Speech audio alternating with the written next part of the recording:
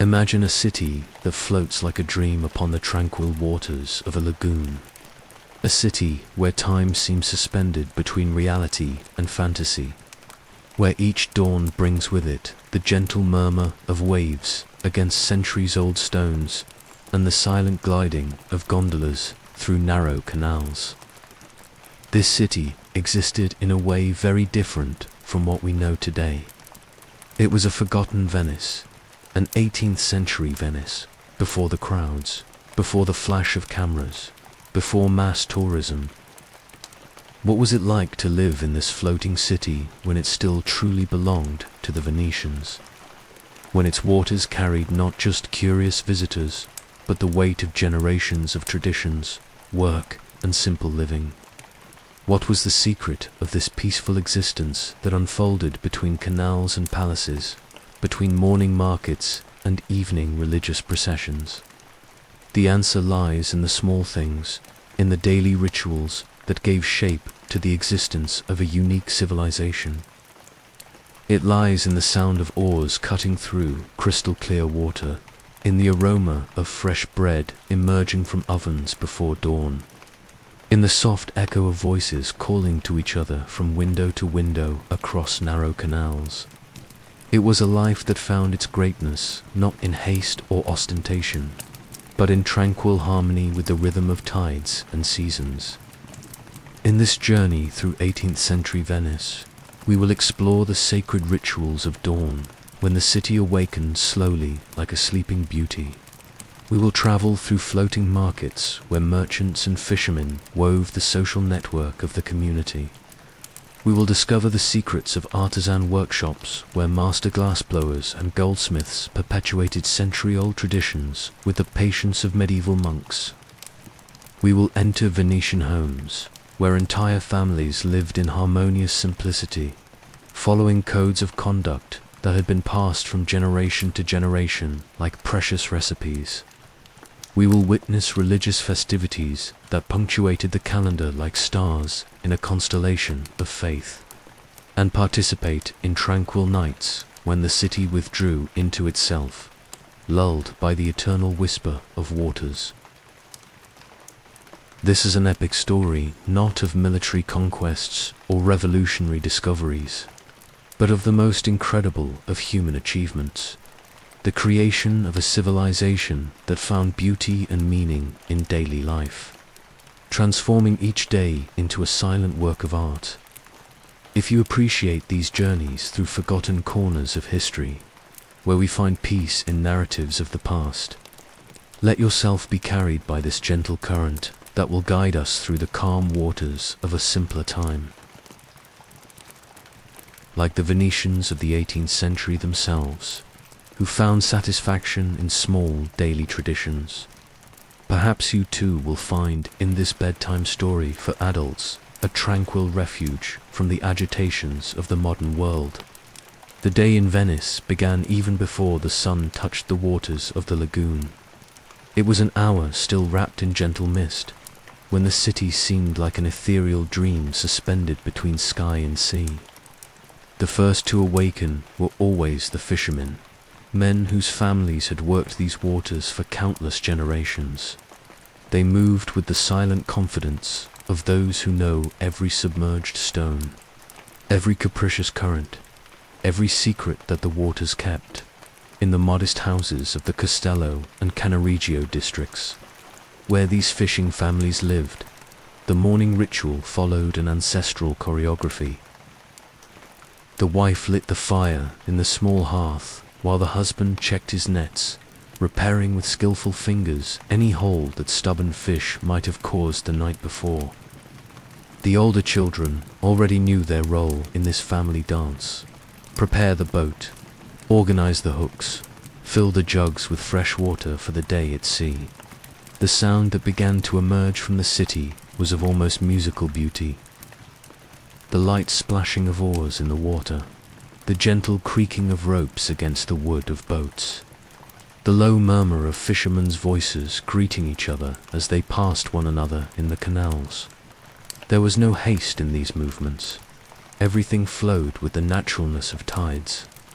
following a rhythm that had been established centuries ago and remained unchanging like the very stones of the palaces. It was in this moment, when the city was still half asleep, that one could truly understand the essence of Venetian life. It was not an existence governed by the clock, but by natural needs, by the cycles of nature, by the accumulated wisdom of generations who had learned to live in harmony with the waters. The fisherman knew exactly when to depart by the behavior of seagulls, by the direction of the wind, by the particular color that the sky acquired in the early morning hours. The women, in turn, began their own routines with the same tranquil competence in the small suspended gardens that adorned some houses. They harvested aromatic herbs that grew in terracotta pots, carefully arranged to capture the first rays of sun. Basil, parsley, rosemary. Each plant had its place, its moment, its function in the family cuisine that was perpetuated like a sacred tradition. A charming anecdote from this era tells of an old fisherwoman named Caterina, who lived in a small house beside the Canal dei Greci every day. Without exception, she would position herself at her window before dawn to silently bless each boat that passed toward the lagoon. The fishermen, even the youngest and most skeptical, never departed without receiving her maternal wave. They said her blessings brought fuller nets and calmer seas.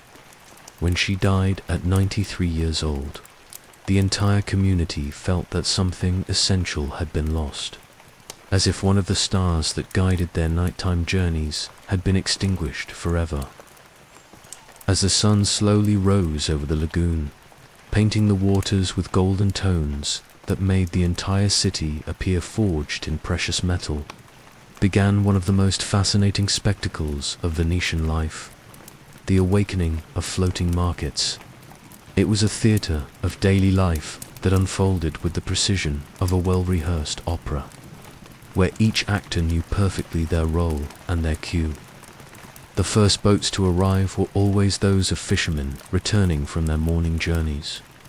Their boats, loaded with the shining silver of fresh fish, glided through the canals like messengers of abundance. The fish was arranged in beds of coarse ice, brought from the Alps and preserved in underground chambers specially built for this purpose, a technology that demonstrated the practical ingenuity of Venetians in adapting to the limitations of their unique geography. Soon after came boats loaded with products from the mainland. Fresh vegetables from Treviso, fruits from the orchards of Padova, aromatic cheeses from the mountains of Friuli. Each product had its specialized boat, painted with specific colors that allowed buyers to recognize from afar what each boat offered. Vegetable boats were traditionally painted green with yellow details. Fruit boats displayed vibrant tones of red and orange, while dairy boats maintained the sobriety of white with blue borders. The fish market at Rialto, already in this era one of the most important commercial centers of the city, functioned like a symphony of voices, aromas, and movements. The merchants had developed a complex system of shouts and gestures that allowed negotiation even through the constant noise.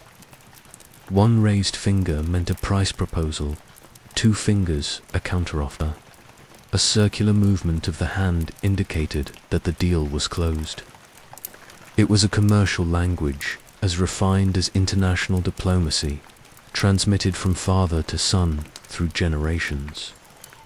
Venetian housewives arrived at the market with their woven wicker baskets, works of art in themselves, crafted by artisans from the smaller islands of the lagoon.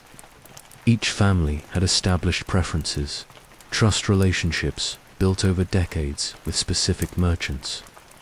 It was not just about buying food, but about keeping alive a complex social network where information was exchanged, marriages arranged, mutual help organized for difficult times. There was a charming peculiarity in these markets: the luck boats. These were small boats conducted by merchants who had acquired the reputation of bringing good fortune to their customers. Perhaps it was old Giuseppe, who sold rare spices and whose presence in the market meant the day would be prosperous for everyone. Or the widow Marina, who offered fresh flowers and whose smile, they said, had the power to ward off storms. These merchants were more than sellers. They were part of the daily mythology of the city, essential elements of the social fabric that gave color and meaning to daily life. The temporal organization of markets followed natural rhythms that had been observed and respected for centuries. Fish was sold in the early hours, when it still retained the freshness of lagoon waters. Products from the land arrived a little later, allowing farmers to complete their morning harvests. Finally, in the middle of the morning, appeared merchants of specialized products, fine fabrics, ceramics, artisanal tools, each with their traditional schedule that no one would dare alter. When the movement of markets began to diminish and the city settled into the tranquil rhythm of midday, it was time to discover one of the most extraordinary aspects of Venetian life, its artisan workshops, hidden in narrow alleys, in ground floors of ancient palaces, or on small specialized islands of the lagoon. These workshops were silent temples where time seemed suspended and art perpetuated itself through gestures repeated with the devotion of prayers. The most famous of these traditions was, naturally, the art of Murano glass. On the island dedicated exclusively to this craft, furnaces burned day and night, maintained by families who had guarded their technical secrets like sacred treasures for more than 500 years. The process of creating a piece of Venetian glass was a carefully choreographed dance between artisan and fire, where each movement should be precise, each moment calculated with the exactness of a religious ritual. Master Antonio Seguso, one of the most respected artisans of the era, used to say that working glass was like conversing with imprisoned light. He arrived at his workshop before dawn, not because he was in a hurry, but because he believed that the first hours of the day, when the air was still pure and calm, were most propitious for creating perfect pieces. His movements when handling incandescent glass were fluid like a dance. His eyes never strayed from the luminous mass that took shape under his experienced hands. The secret of Venetian excellence in glass lay not only in technique, but in the profound understanding that each piece should capture something of the city's soul. The artisans did not simply mold glass. They condensed light, transparency, and beauty into forms that reflected the very essence of Venice. This is why Venetian pieces were sought throughout Europe. They carried within them a bit of the magic of the floating city. In goldsmiths' workshops, hidden in the labyrinths of San Marco, other masters practiced equally refined arts. Working with precious metals required almost monastic patience. Venetian goldsmiths were known for their intricate creations, where golden threads intertwined, forming patterns that seemed to capture the movement of waves or the design of clouds. Each piece was unique, created not for mass production, but as an individual work of art that would carry the artisan's name discreetly engraved in some hidden place. A particularly touching tradition was that of promise rings. When a young Venetian wished to ask a maiden for marriage, he commissioned a special ring that should be created during a complete cycle of the moon. The goldsmith worked only during nighttime hours, when the city was silent, infusing into the piece not only his technical skill, but also the calm and mysterious energies of the Venetian night. It was said that these rings brought lasting luck to marriages, and many families preserved these jewels as sacred inheritance through generations. Bookbinding workshops represented another fascinating aspect of Venetian artisanal life. In small ateliers, perfumed by the aroma of leather and special glues made with secret ingredients. Artisans created volumes that were true works of art. It was not just about binding books, but about creating objects that honored the knowledge contained in their pages. Leather covers were decorated with gold and silver. Illustrations were hand-painted on special parchments. Each book became a unique treasure. These artisans lived lives governed by rhythms completely different from commercial rhythms. They did not sell products, but offered pieces of their soul crystallized in matter.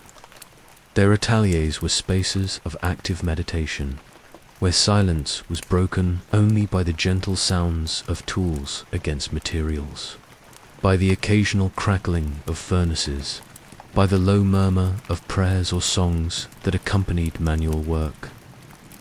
As afternoon advanced and shadows began to lengthen across the canals, it was time to enter the most intimate and revealing aspect of 18th century Venetian life: family existence within the peculiar houses of this unique city.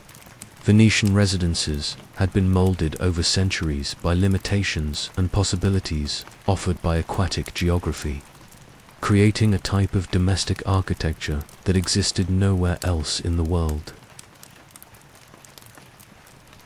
A typical Venetian house was vertical by necessity and horizontal by dream. Since land was scarce and precious, families built upward, creating structures of 3 or 4 floors, where each level had a specific function in the organization of daily life. The ground floor, frequently reached by waters during high tides, was reserved for storage, workshops, or small commerce. The first floor, called Piano Nobile, housed the main rooms and parents' bedrooms. The upper floors were destined for children, guest rooms, and domestic workspaces. Each Venetian house possessed its own rainwater collection system, a technical ingenuity that demonstrated how inhabitants had learned to transform limitations into advantages. Rainwater was collected through a complex system of gutters and filters, stored in underground cisterns lined with stone and purified through layers of sand and charcoal. This water, pure and fresh, was considered superior to well water from the mainland, and its exceptional quality was one of the secrets of Venetian longevity. Family life unfolded following codes of conduct that had been refined over generations. Meals were sacred moments of reunion, where not only food was shared, but also stories, concerns, future plans. The typical Venetian table was simple but abundant. Fresh fish prepared with aromatic herbs, vegetables from morning markets, breads whose recipe was guarded as a family secret, light wines produced in the hills of Venuzzo. Venetian women had developed a particular art of domestic management that transformed spatial limitations into organizational opportunities. Each object had its specific place, each activity its appropriate moment, each season of the year its particular rhythm. During winter, when tides were higher and cold more intense, life concentrated around fireplaces, where entire families gathered for manual work, storytelling, and traditional games. A charming tradition was that of family books. Each Venetian home maintained a hand-bound volume where were recorded not only births, marriages, and deaths, but also culinary recipes, natural remedies, observations about climate, small events that marked daily life. These books became true family treasures, passed from generation to generation as sacred relics that contained the living memory of the lineage. Venetian children grew up with a peculiar freedom, conditioned by the dangers and possibilities of aquatic life.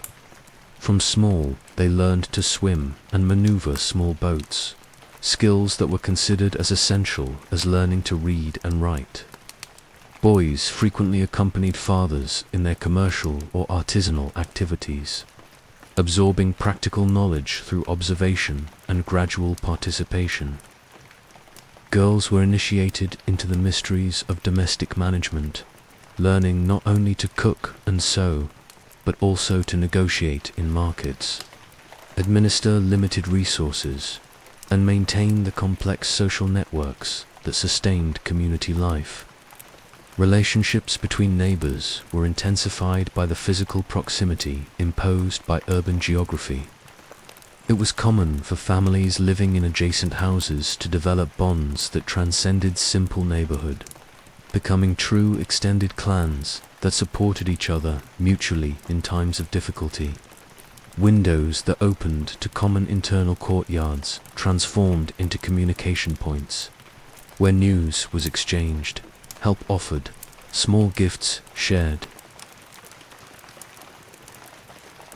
During summer afternoons, when heat made interiors stuffy, families gathered on small terraces or on altane, wooden platforms built on rooftops where women dried their clothes and where, in evening hours, everyone gathered to contemplate the sunset over the lagoon. These moments of silent contemplation were considered essential for family harmony. Sacred time where daily concerns dissolved in the infinite beauty of the aquatic landscape. When the calendar marked religious festivities, Venice transformed into a symphony of devotion and community joy that revealed profound aspects of the Venetian collective soul. These celebrations were not just moments of faith, but sacred occasions where the entire city united in rituals that transcended social and economic differences, creating a tangible sensation of belonging to something greater than individual concerns. The Feast of the Redeemer, celebrated on the third Sunday of July, was perhaps the most touching of these celebrations. The entire city mobilized to build a floating bridge of boats that connected the Zatar to the Church of the Redeemer on Giudecca Island. This bridge, built with boats of all sizes, decorated with flowers and colored fabrics, symbolically represented the union of the entire Venetian community in a collective act of faith and gratitude. Preparation for this feast began weeks before, when entire families dedicated themselves to creating specific decorations for their boats. It was not a competition, but a collective expression of devotion where each boat contributed to the beauty of the whole. Fishing nets were transformed into decorative curtains, old sails gained colorful paintings, masts were adorned with flower garlands that perfumed the entire lagoon with gentle fragrances. During the night of the feast, thousands of people walked across the boat bridge in silent procession, carrying candles that created a river of light reflected in the calm waters of the lagoon. The most emotional moment arrived when the church bell began to toll midnight, and all the bells of all the churches in Venice responded in unison, creating a celestial symphony that echoed through the canals and was lost in the immensity of the night. Another deeply significant celebration was the Feast of St. Mark, patron of the city. During this occasion, all of Venice transformed into a floating garden. Boats loaded with flowers from lagoon islands navigated the main canals, distributing petals that children threw from windows and bridges. The aroma of roses, jasmines, and lilies mixed with sea breeze, creating a unique fragrance that remained in the memory of all who participated in the celebration. Religious processions were organized with a precision that revealed centuries of refined tradition. Each parish had its specific position in the procession order, each confraternity its traditional banners, each family its place established by generations of participation. There was no haste in these processions. They moved with the solemn dignity of ancestral rituals, allowing all participants to fully feel the spiritual meaning of the moment. A particularly touching tradition was that of votive little boats.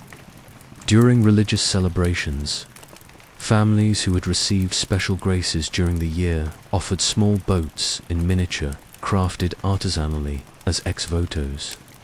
These little boats, loaded with flowers and small candles, were released in the lagoon during sunset, creating a spectacle of floating lights that seemed to connect sky and water in a single visual prayer.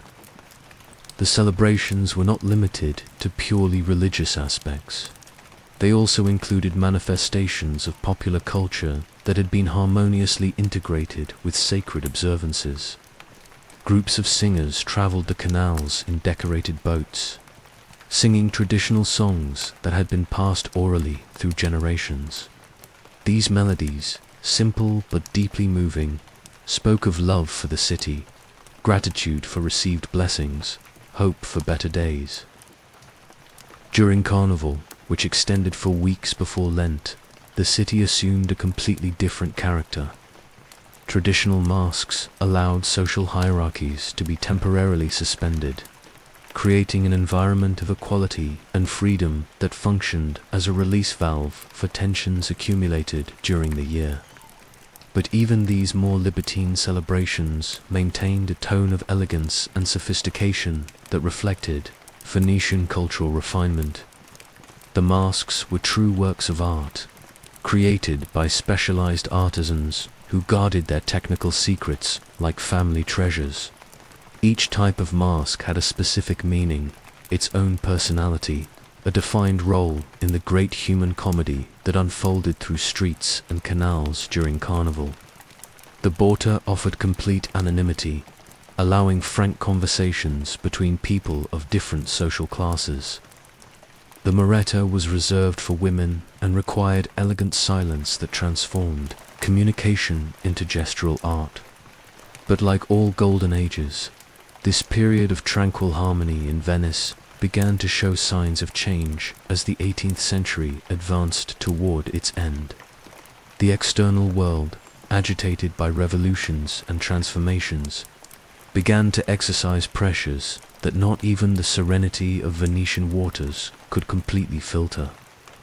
It was the harbinger of transformations that would forever alter the character of life in the floating city. The arrival of Enlightenment ideas from France and England brought questionings about traditions that had remained unquestionable for centuries. Educated young Venetians began to look with critical eyes at customs that their ancestors considered sacred. Technological progress, which accelerated in other parts of Europe, made traditional artisanal methods seem antiquated and inefficient. International commerce, which had been the base of Venetian prosperity for centuries, faced new challenges with the discovery of alternative maritime routes and the development of rival ports. Amsterdam and London emerged as more dynamic commercial centers, attracting merchants who traditionally did business in Venice.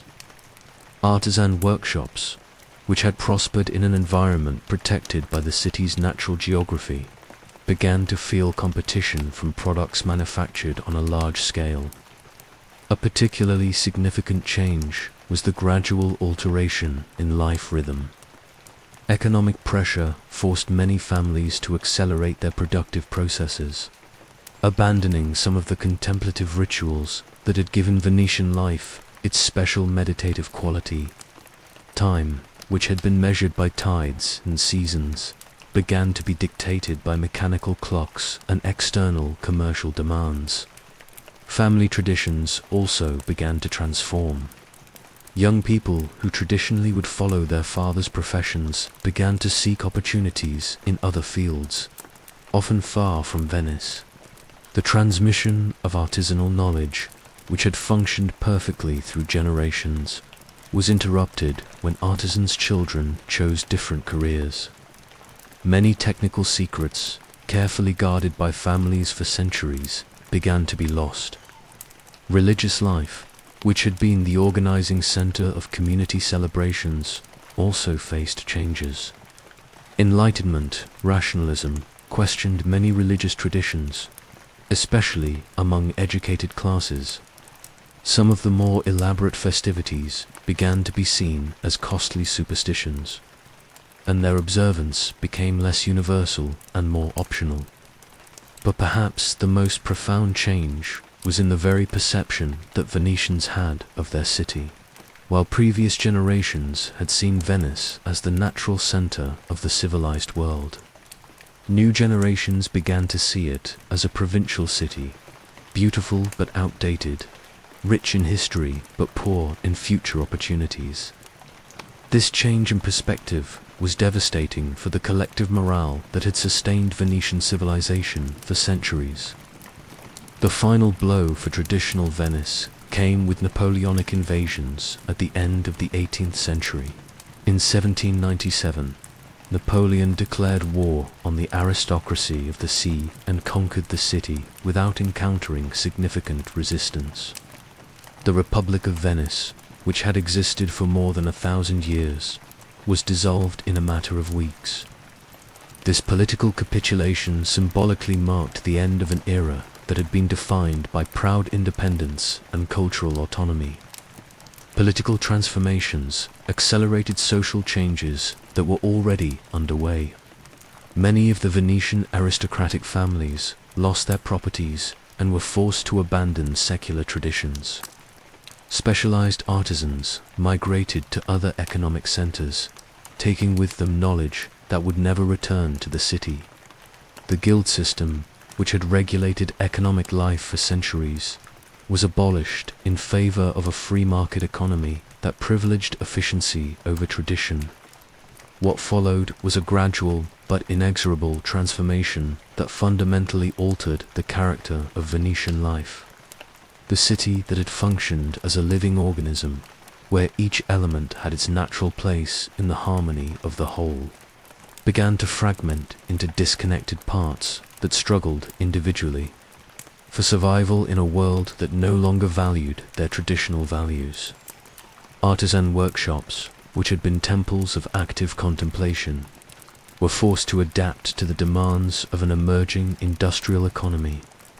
Many master artisans discovered that their refined skills, developed over decades of patient dedication, were no longer economically viable. Mass production offered similar products at much lower prices, and few clients were willing to pay the real value of traditional artisanal work. The island of Murano, which had been the pulsating heart of Venetian glass art for centuries, saw many of its furnaces extinguish forever. Entire families of artisans emigrated to other regions of Europe, taking with them technical secrets that had been preserved in Venice for 500 years. The workshops that remained were forced to simplify their processes, abandoning many of the most refined techniques in favor of methods that allowed faster and cheaper production. The floating markets, which had functioned as the social heart of the Venetian community, also suffered profound transformations. The construction of covered markets on the mainland offered more predictable and convenient conditions for merchants and buyers. Gradually, many of the traditional boats were abandoned in favor of fixed establishments that did not depend on tides or climatic conditions. The language itself began to change. Words and expressions that had been specific to Venetian aquatic life began to disappear from daily use as the activities they described became obsolete. Technical terms related to lagoon navigation, specific names for different types of boats, expressions that captured particular nuances of floating life. All this began to be lost as new generations adopted lifestyles more similar to the rest of Europe. Religious celebrations, which had been moments of transcendent community union, gradually became more formal and less participatory events. The spontaneity that had characterized traditional festivities was replaced by more bureaucratic organizations that prioritized efficiency over spiritual experience. Many of the more intimate traditions, like votive little boats or family processions, were discontinued due to lack of participation or for being considered incompatible with new times. Domestic architecture also began to modify.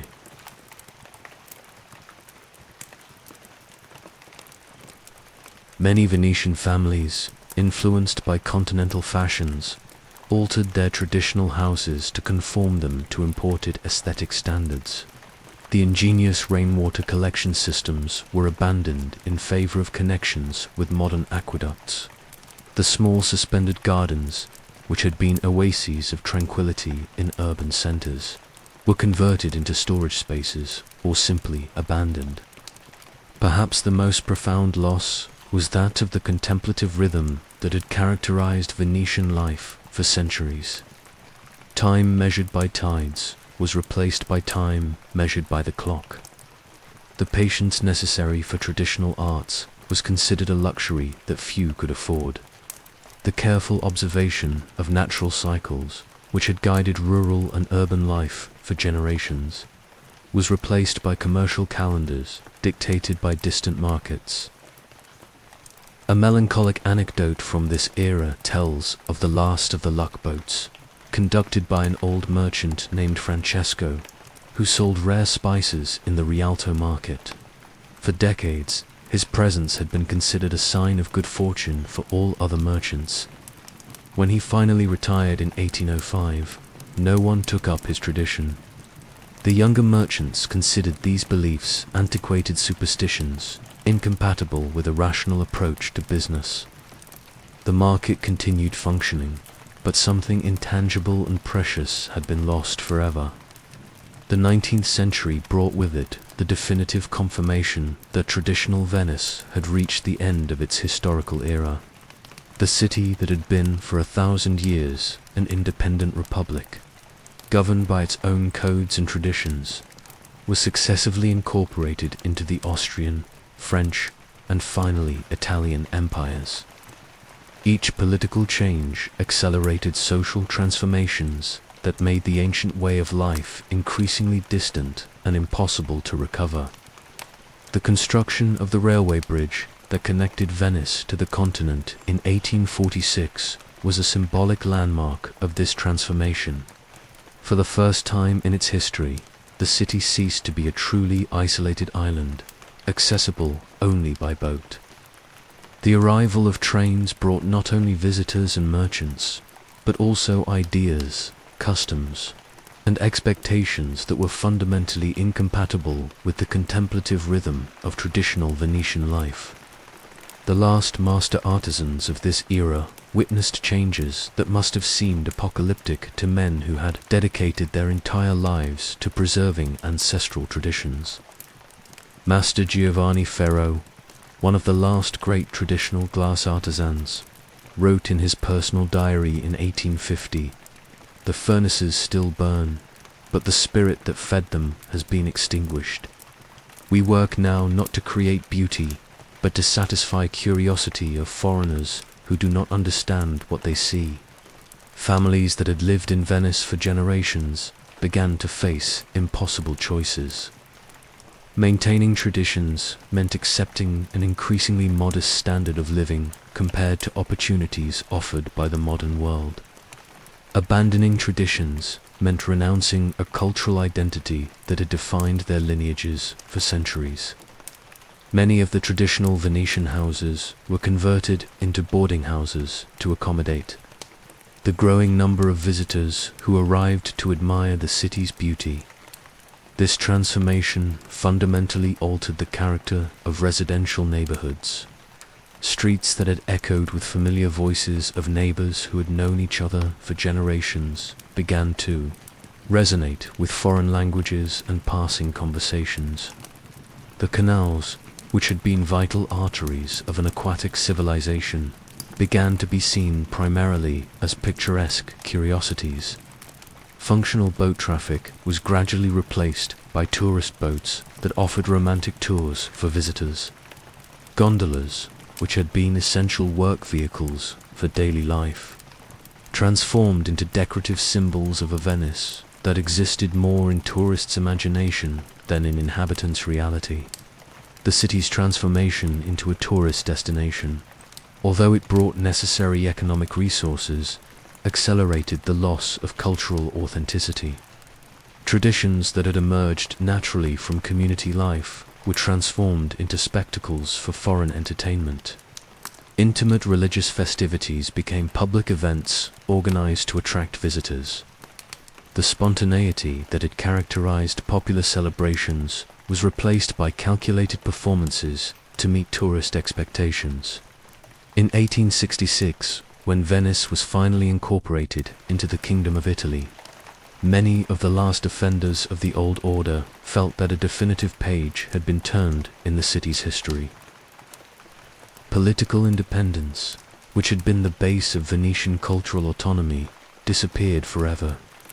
Laws, customs, and institutions that had regulated local life for centuries were replaced by uniform systems imported from other regions of the Italian peninsula. The most symbolic moment of this transition was perhaps the definitive closure of the last artisan guilds in 1870. These organizations, which had functioned for centuries as guardians of technical and social traditions, were declared incompatible with principles of modern liberal economy. With them disappeared not only learning systems and knowledge preservation, but also social support networks that had sustained entire communities for generations. Despite the profound transformations that irreversibly altered the character of Venetian life, many elements of the city's traditional civilization continued to exist, transmuted but recognizable in contemporary practices, like seeds that find fertile soil in unexpected terrains. Essential aspects of Venetian wisdom perpetuated themselves through centuries, adapting to new circumstances but maintaining their contemplative and harmonious essence. The art of Murano glass, although transformed by modern commercial pressures, never disappeared completely. Families of artisans who managed to survive the turbulence of the 19th and 20th centuries kept alive many traditional techniques, transmitting them to new generations who knew how to combine respect for tradition with adaptation to contemporary demands. Today, when we observe an authentic piece of Venetian glass, we can still see, reflected in it, the same search for contemplative perfection that moved 18th century masters. Venetian culinary traditions also demonstrated remarkable resistance to modernization pressures. Recipes that had been developed over centuries to take advantage of specific products from the lagoon and nearby mainland continued to be prepared in families that valued these connections with the past. Risotto de go, fagotto alla veneziana, sard in sour. These dishes still carry today the flavors and aromas that perfumed Venetian kitchens 300 years ago. More profoundly, the contemplative approach to daily life that had characterized traditional Venetian civilization found unexpected echoes in contemporary sensibility. In an era dominated by speed and efficiency, many people rediscovered the value of slowness, careful observation, appreciation of small rituals that give meaning to daily existence. The suspended gardens, which had been abandoned during 19th century transformations, re-emerged as valued elements of modern ecological architecture. Venice's very geography, with its canals and spatial limitations, continued to mold ways of life that maintained subtle connections with ancestral traditions. The necessity to walk, to move at human rhythm through the city, preserved a meditative quality of movement that had been lost in most other modern metropolises. The sound of water, omnipresent and varied, continued to offer a natural soundtrack that induced states of contemplation and tranquility. Construction techniques developed by Venetians to live in harmony with an aquatic environment influenced contemporary architects and urbanists, facing similar challenges in other parts of the world. Cities built on swamps, river deltas, or areas subject to flooding rediscovered. Venetian solutions that had been tested and refined during centuries of practical experience. Perhaps the most significant legacy of traditional Venice resides in the demonstration that it is possible to create a civilization based on harmony between human needs and environmental limitations. The Venetians of the 18th century had developed a way of life that extracted beauty and meaning from the very restrictions imposed by their unique geography. This lesson became especially relevant for contemporary societies facing ecological challenges that require creative adaptations to natural limits. The tradition of community celebrations, although transformed, also left lasting traces in Venetian culture. Modern festivities, even when organized primarily for tourists, maintain elements of spontaneity and collective participation that characterized traditional celebrations. During contemporary carnival, for example, it is still possible to observe moments where ancestral magic shows through commercial performances, connecting participants to a community experience that transcends economic motivations. Contemporary Venetians themselves, especially those whose families maintained deep roots in the city, frequently demonstrate character traits that echo qualities cultivated by their ancestors. A natural patience with slow rhythms, an appreciation for daily beauty, a capacity to find satisfaction in small traditions that punctuate daily life. These qualities, although less evident on the surface of modern life, can still be discovered by attentive observers. When we contemplate this journey through the forgotten Venice of the 18th century, we are confronted with a profound truth about the nature of human civilization. The greatness of a culture does not necessarily reside in its monumental achievements or revolutionary innovations, but in the capacity to create a way of life that simultaneously honors the practical needs of existence and the deepest longings of the human soul. The traditional Venice that we explored in this bedtime story for adults represents an almost utopian ideal of community existence. It was a society where work had been transformed into art, where daily needs had been elevated to sacred rituals, where geographical limitations had been converted into opportunities for creative innovation. Most importantly, it was a civilization that had learned to find the extraordinary in the ordinary, to discover transcendent beauty in the simplest aspects of daily life. This way of life teaches us that true prosperity cannot be measured only in terms of material wealth or political power, but must also include intangible qualities like community harmony, contemplative satisfaction, profound connection with natural environment, and cultural continuity through generations. The Venetians of the 18th century possessed these qualities in abundance, creating an existence that was simultaneously peaceful and meaningful. The inevitable transformation of this civilization also reminds us of the transitory nature of all human achievements.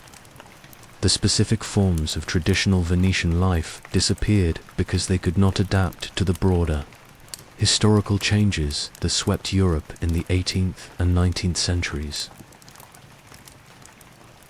But their essence, the search for harmony between human needs and environmental possibilities, the valorization of contemplation over speed, the preference for quality over quantity, remains as inspiration for contemporary societies.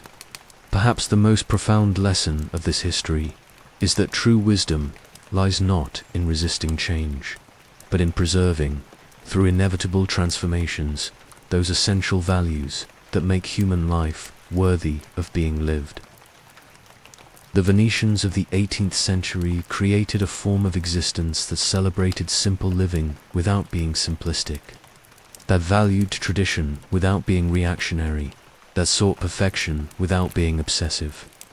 In our times of constant acceleration and incessant pressures, this forgotten Venice offers an alternative model of how to organize human existence.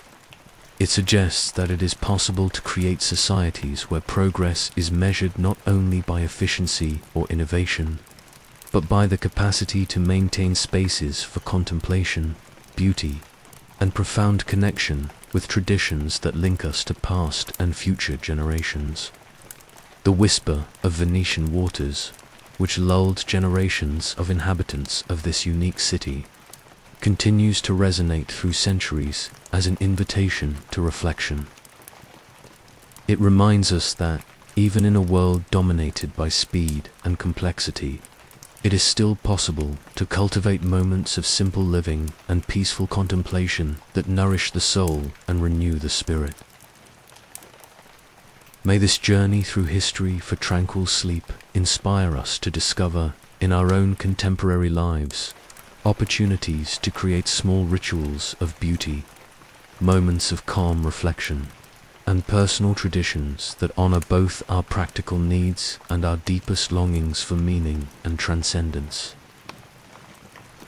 Just as the Venetians of the 18th century found grandeur in the simplicity of their daily routines, perhaps we too can discover that the true wealth of existence lies not in what we accumulate or conquer, but in the quality of attention we dedicate to the ordinary moments that, united like pearls on a necklace, create the precious treasure of a life lived with purpose and gratitude. May the eternal waters of the Venetian lagoon continue to whisper their lessons of patience, harmony, and tranquil contemplation through the centuries, offering refuge and inspiration for all souls who seek a safe harbor in the storms of modern existence. End of the historical journey through the forgotten Venice of the 18th century, a story for deep sleep and for contemplation of the slow rhythms that still echo through the canals of time.